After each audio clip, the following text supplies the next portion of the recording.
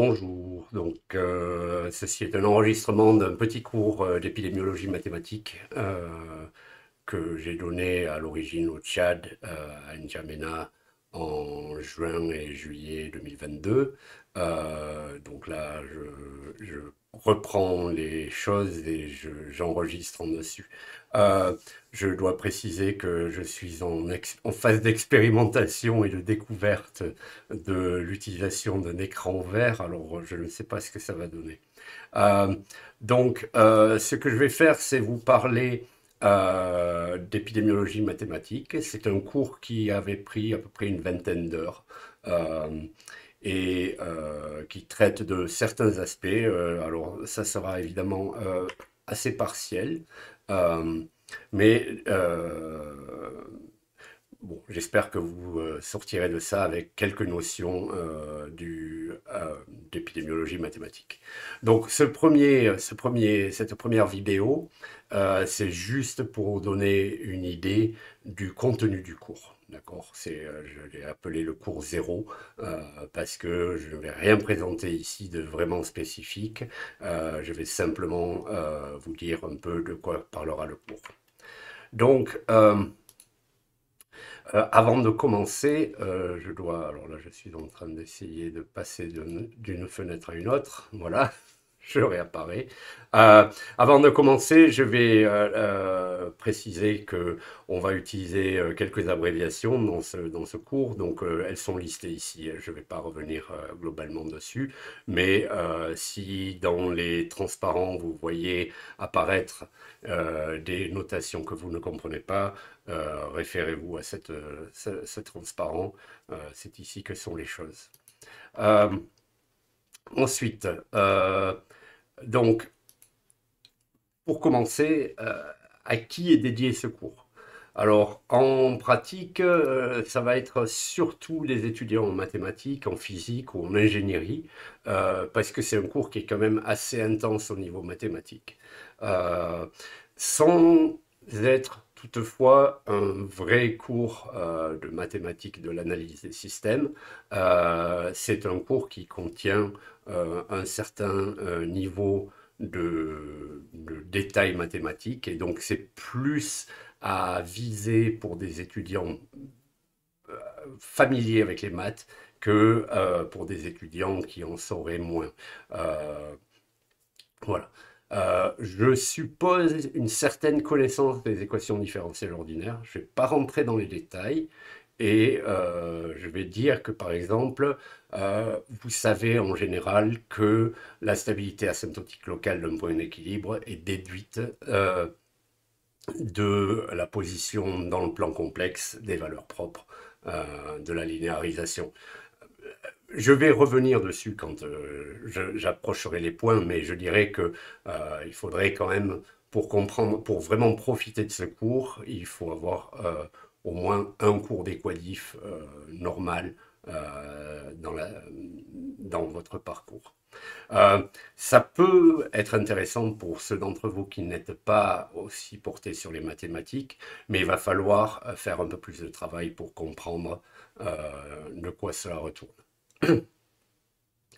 Ce cours reprend et étend des éléments d'un cours que j'avais donné en Afrique du Sud en avril 2022 j'ai réalisé cette traduction en français à la demande du professeur Agar de l'université de N'Djamena. Donc, je vais préciser, ce cours met l'accent sur l'utilisation de programmes tels, bon, je vais utiliser R en particulier, mais l'utilisation de programmes, l'utilisation de données, etc. Je pense que c'est une chose qui est importante dans la pratique de la biologie mathématique. Et donc, je vais passer un certain temps à détailler ces aspects. D'accord?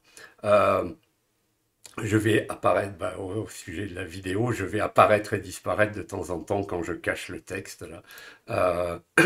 Donc, j'ai mis beaucoup de matériaux sur un repositoire GitHub et je précise au passage que ces transparents sont disponibles là Et tous les liens que vous voyez sur ces transparents sont cliquables. Vous pouvez cliquer et, par exemple ici, accéder au répertoire en question.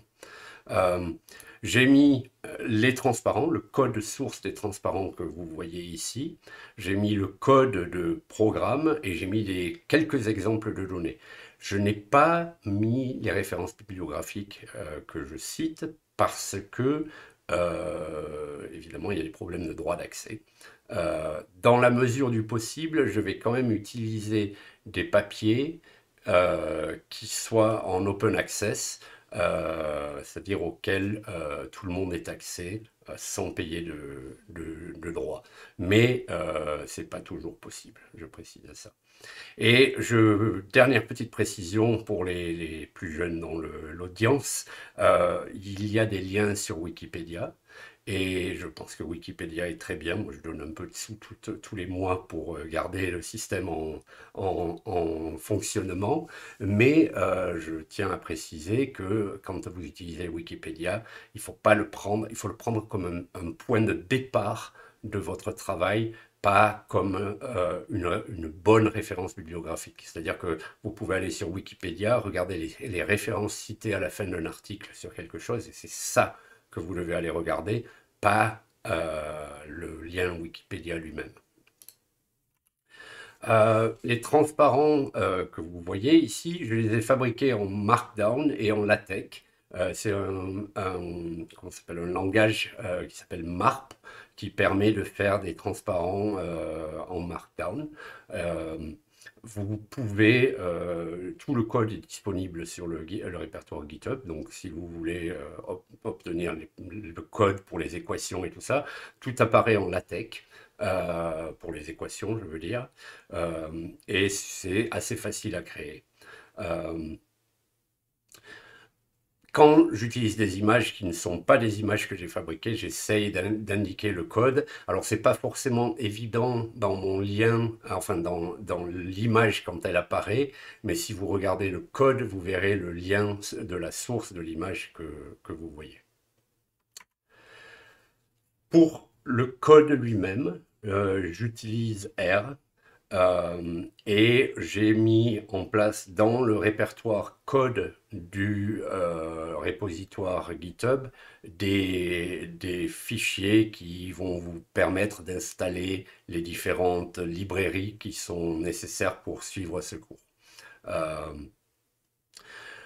je dirais que si vous voulez regarder, il y a un livre qui est pas mal, qui est un livre ouvert qui s'appelle R for Applied Epidemiology and Public Health. C'est en anglais, mais c'est un bon point de départ. C'est vraiment plus pour l'épidémiologie classique que pour l'épidémiologie que nous allons faire nous. Euh, je vais aussi vous indiquer, enfin je vous indique ici quelques références qui je pense sont importantes en épidémiologie mathématique. Alors je précise qu'il y a énormément de références qui sont disponibles et que ces références que je vous donne moi sont mes références à moi et que d'autres personnes vous donneraient une autre liste de lecture. Mais juste pour préciser un petit peu ce que vous voyez ici, il y a un livre de Waltman qui date de 74, un bouquin de Capasso de 93 que je trouve très très bien parce qu'il a une approche assez théorie des systèmes dans le sens automatique de la chose. Il y a un papier très connu de F-Cote dans Siam Review de 2000 qui a beaucoup influencé beaucoup de gens dans la poursuite d'études en épidémiologie mathématique. Et puis là, vous voyez d'autres papiers, donc Brouwer, Van den Riche et Wu, Brouwer et Castillo-Chavez, et la nouvelle édition Brouwer, Castillo-Chavez et Feng en 2019. Tout ça sont, pour la plupart des livres qui, j'en ai peur, ne sont pas en accès libre. Mais bon, si vous pouvez trouver une copie, ça peut être intéressant. Alors, je vais maintenant vous dire un peu plus au sujet du cours. Donc, que je vais faire, c'est que je vais vous donner une introduction rapide euh, à l'épidémiologie mathématique. Et je vais faire ça sous deux angles séparés, mais complémentaires et qu'on va voir toujours un peu en même temps. C'est les problèmes qui motivent l'utilisation de l'épidémiologie mathématique et les méthodes qui sont utilisées en épidémiologie mathématique. Et en particulier, je vais me concentrer sur quatre aspects qui sont les techniques de modélisation, l'analyse mathématique des modèles, l'analyse computationnelle des modèles, qui est aussi, je pense, très très importante et qui est souvent un peu négligée à tort. Et enfin, l'utilisation des données, qui est aussi quelque chose qui est un peu négligé en épidémiologie mathématique classique, disons, et qui pourtant, je pense, est important. Et donc, mon point va être principalement que je pense qu'il est important de faire ces quatre activités de façon interactive. C'est-à-dire que vous ne pouvez pas penser souvent, on conduit ces choses de façon un peu séquentielle, mais il faut mettre tout ça dans une boucle où, de façon continue, on réfléchit à ces quatre aspects. Donc, premier point, la modélisation. Alors, la modélisation, je vais passer un certain temps à expliquer comment on écrit les modèles et je vais préciser que pour vous, en tant qu'utilisateur, c'est une étape clé qu'il ne faut surtout pas négliger. D'accord? Euh, il est aussi important d'être créatif en modélisation. Et ne vous laissez pas enfermer dans un... Et j'entends par dogme une façon de modéliser. Je vais beaucoup bien... Enfin, les exemples que je vais vous donner au début de ces cours, en tout cas, seront principalement des exemples qui viennent... Enfin, qui sont formulés en équation différentielle ordinaire. Mais ça ne veut pas dire que c'est la seule manière de modéliser des maladies. Loin de là. Et c'est-à-dire que je pense qu'il est important, quand vous écrivez des modèles, de vraiment être créatif, de penser euh, en termes de le problème, et c'est ce que je mets plus bas là, le problème scientifique devrait être ce qui vous conduit, pas le fait que vous savez analyser une équation différentielle ordinaire et donc vous écrivez une équation différentielle ordinaire. D'accord? Il est important, à mon sens, que vous identifiez une ou plusieurs questions scientifiques et que vous essayez de répondre à cette question ou ces questions, d'accord? Avant de vous dire, je fais de l'épidémiologie mathématique parce que je suis mathématicien et je cherche un endroit pour utiliser ce que je sais faire. Je pense que si vous voulez faire une contribution à l'épidémiologie, à la société en général, il faut réfléchir en termes de problèmes et de votre capacité à répondre à ces problèmes. D'accord? Et pour ça, il est très important d'essayer de discuter avec des gens dans le domaine qui ne soient pas mathématiciens. D'accord?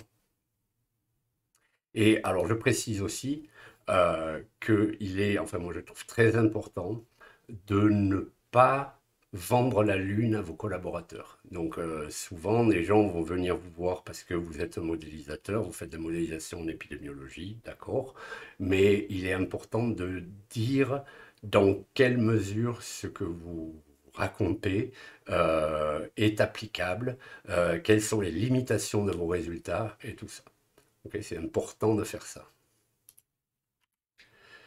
Alors, au sujet de l'analyse mathématique, je dirais avant, au temps jadis, au temps héroïque du début, la plupart des papiers d'épidémiologie mathématique ne s'intéressaient qu'à l'analyse mathématique. Euh, Ça reste très important. Je pense que notre rôle en tant que modélisateur, c'est justement de, de formuler des modèles, mais de aussi analyser ces modèles de façon euh, en- en- donner toutes les propriétés d'un modèle, c'est intéressant. Ok, ça reste important.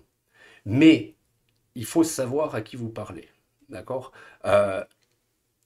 Si vous êtes en train de discuter avec un médecin, un épidémiologiste, le terrain, euh, la stabilité globale, ce n'est pas vraiment un problème qui est très important pour eux. Parce que quand vous dites, oui, je peux prouver que la maladie s'éteindra dans un temps, quand le temps tend vers l'infini, ça n'est pas quelque chose qui est important pour eux. Ce qui est important pour eux, c'est savoir si vous pouvez le faire dans les mois qui viennent ou quelque chose comme ça.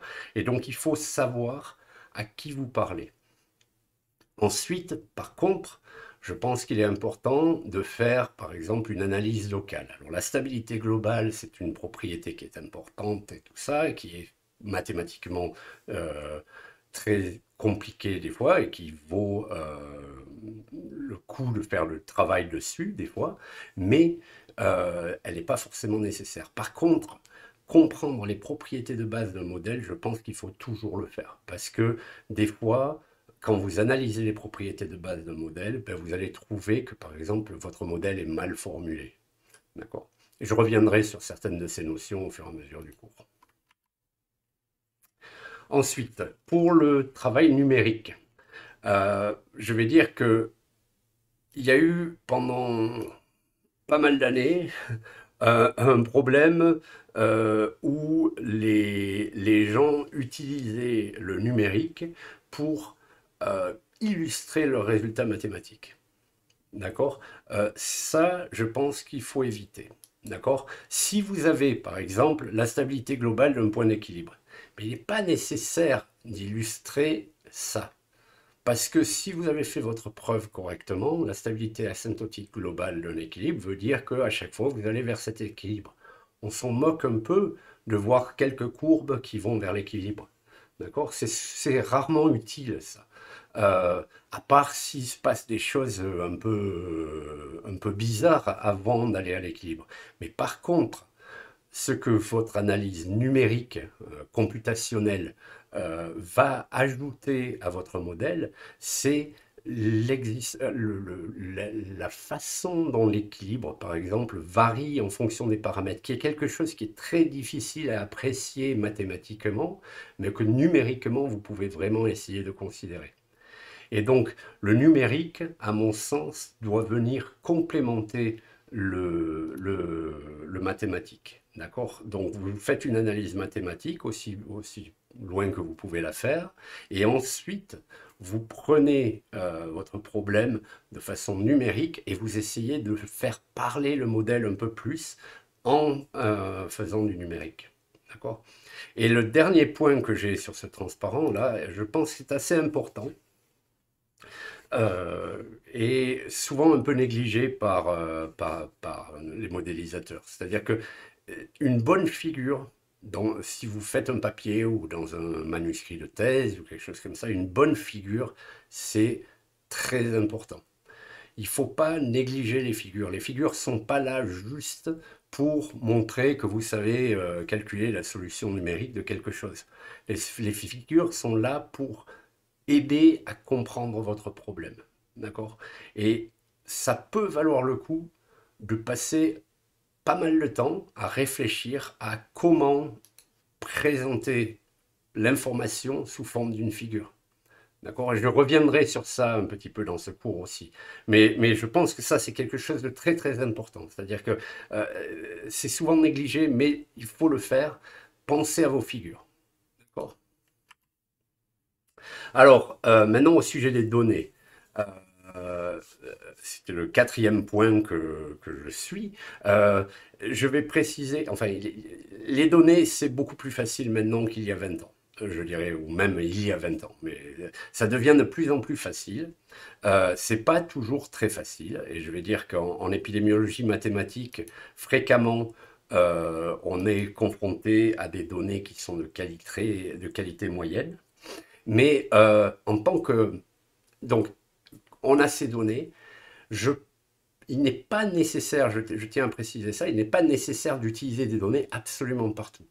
Mais je pense que, euh, en tant que modélisateur, c'est quand même important d'être au courant des quantités, euh, des différentes variables avec lesquelles on travaille. D'accord? Donc, si vous faites un modèle pour une population dans un pays, vous devez savoir quelle est la population dans ce pays. Vous devez avoir une vague notion, au moins, de quelle est la prévalence de la maladie sur laquelle vous travaillez. Et ce n'est pas nécessaire toujours d'avoir cette information dans une sortie du modèle, d'accord? Mais si vous êtes en train de parler d'une maladie qui a, je ne sais pas, un cas par 100 000 personnes par an, et que votre modèle il est en train de produire 100 ou 200 cas par 100 000 personnes par an, euh, si vous allez parler avec une personne en santé publique et que vous montrez des résultats qui sont plusieurs ordres de magnitude plus grands ou plus petits que ce qu'ils observent, vous perdez de la crédibilité. La crédibilité, c'est très important en santé publique. Si vous voulez établir des relations de confiance avec des gens en santé publique, il faut montrer que vous êtes crédible dans votre démarche. Et donc, être au courant des données, c'est important. Alors, le cours en particulier, la façon dont il s'organisera, c'est à peu près comme ça, sauf que j'ai changé, je devrais changer ça, j'ai changé quelques, l'organisation de quelque chose, mais je vais vous donner le flow général. On va faire d'abord un peu d'introduction au langage R. Bon, d'abord, je vais vous parler de l'épidémiologie mathématique et tout ça, mais très brièvement. Ensuite, on va faire une introduction à R. On va parler de récolte des données. On va parler des modèles de base. Donc ça, c'est les premiers chapitres. Ça va être les modèles de base. Puis on va commencer à spécifier un petit peu plus. On va s'intéresser à la propagation dans des groupes et la propagation spatio-temporelle, qui sont à mon sens des problèmes très importants. La résolution numérique des EDO, j'ai changé ça maintenant, ça vient avant, ça vient dans la partie R, donc on le verra très vite. Et puis ensuite, on va par exemple s'intéresser un petit peu au modèle stochastique en épidémiologie, parce que c'est une composante qui est très importante. Et donc, on va regarder plusieurs types de modèles stochastiques en épidémiologie, donc des modèles en chaîne de Markov. On va regarder comment simuler les modèles stochastiques. Puis on regardera les modèles en réseau, agents centrés. Et voilà, et puis une variété de choses. Et je finis par une discussion que je donne souvent quand j'enseigne ce genre de cours, qui est le côté publication. Parce que je pense qu'il y a des fois des mécompréhensions du système qui font que les gens ont du mal à publier, mais c'est pas forcément parce qu'ils viennent d'un endroit particulier que les gens ont du mal à publier, mais c'est plutôt qu'ils ne suivent pas une espèce de modèle qui permet de publier. Donc je discute ça à la fin. Alors, pour la durée pour le contenu, euh, j'ai essayé de faire des choses relativement homogènes et je n'ai absolument pas réussi. Donc, euh, donc vous verrez, il y a des unités qui sont bien plus longues que l'autre. Normalement, la durée des vidéos devrait vous indiquer à peu près le poids d'une unité, d'accord? Parce que quand je vais poster les vidéos que je suis en train d'enregistrer là sur YouTube, vous verrez la longueur, et la longueur d'une vidéo vous dira à peu près le poids d'une unité au niveau de ce que ça vaut. Et enfin, pour terminer, je recule. Donc, j'ai la façon dont je présente la progression dans le cours. C'est ce drapeau guinéen. C'est tout à fait par hasard. En fait, donc les transparents rouges indiquent un chapitre. Donc, ça sera à chaque début de chapitre. Les transparents jaunes indiquent une section et les transparents verts indiquent une sous-section.